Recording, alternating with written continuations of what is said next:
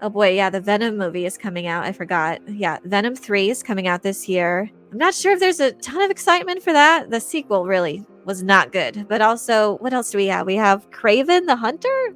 That's coming out. Another non-Spider-Man Spider-Man movie. Well, actually two non-Spider-Man Spider-Man movie coming out. So isn't that 3 in the same year? And I don't know what the deal is with Spider-Man currently. Man, I feel like they really lost some momentum after Spider-Man No Way Home. There was such a demand for Andrew Garfield's Amazing Spider-Man 3. You should have done that. And you could have done some really cool, like, different storylines that we've never seen before presented in this format with him. And there was such a huge demand for that after No Way Home came out. And also for Tobey Maguire's Spider-Man, a separate project for him in his universe. That makes sense to me. And if they were going to introduce like Miles Morales, it would have made sense to do so in Tobey Maguire's present universe. You know, like he's getting older and he's settling down or whatever. So it would make sense for a new Spider-Man in that regard for Miles Morales to come onto the scene and he could still be that mentor. I miss that too. I miss, why don't we get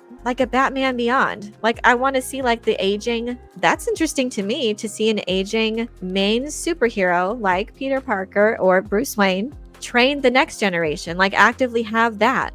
And it's a formula that I really like too for the Tron Uprising show.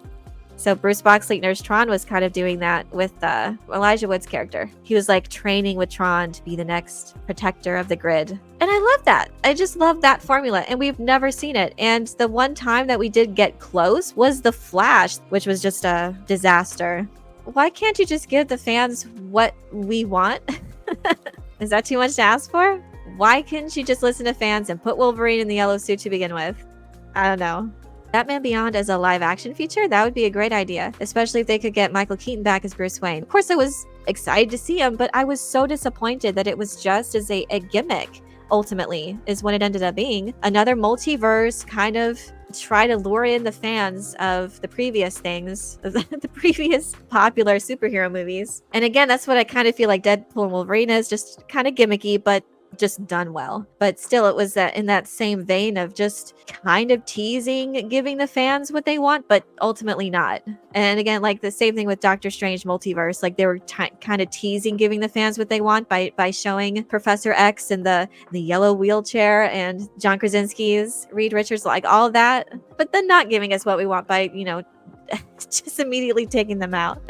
They just did it so poorly. Tim Burton should direct Batman Beyond. Oh yeah, I loved his movies, and Michael Keaton's Batman was really iconic, and he would have been perfect. Also, when they had was it at the Academy Awards where Arnold Schwarzenegger and Danny DeVito, they were doing a bit as like the defeated villains of Batman, because I was Mr. Freeze and the Penguin, and they were doing this bit, and then they pointed to Michael Keaton. Oh, there he is right there, the Batman.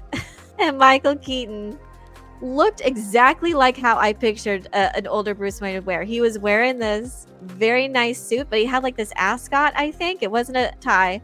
It was this ascot, and he looked just as I imagined that Bruce Wayne to look from Batman Beyond. And he just looked so perfect, and he had the presence, and he had the look. He's just like staring him down. So good. And it just reminded me like what we don't have.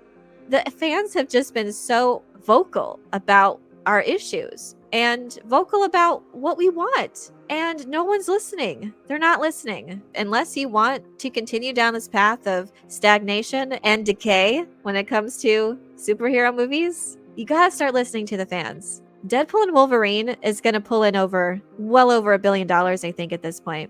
And for a rated R movie, that's incredibly impressive too. It's not hard. It's not a difficult formula. We have definitely been vocal about projects that we would be excited for. We're literally giving you ideas. We're telling you what we would show up to the movies and pay for to see multiple times. We are telling you what we want to spend our money on. And if you would just shut up and take our money and give the fans what they want. Economics 101. Okay, come on. Supply and demand. Supply us with what we demand. You'll be successful.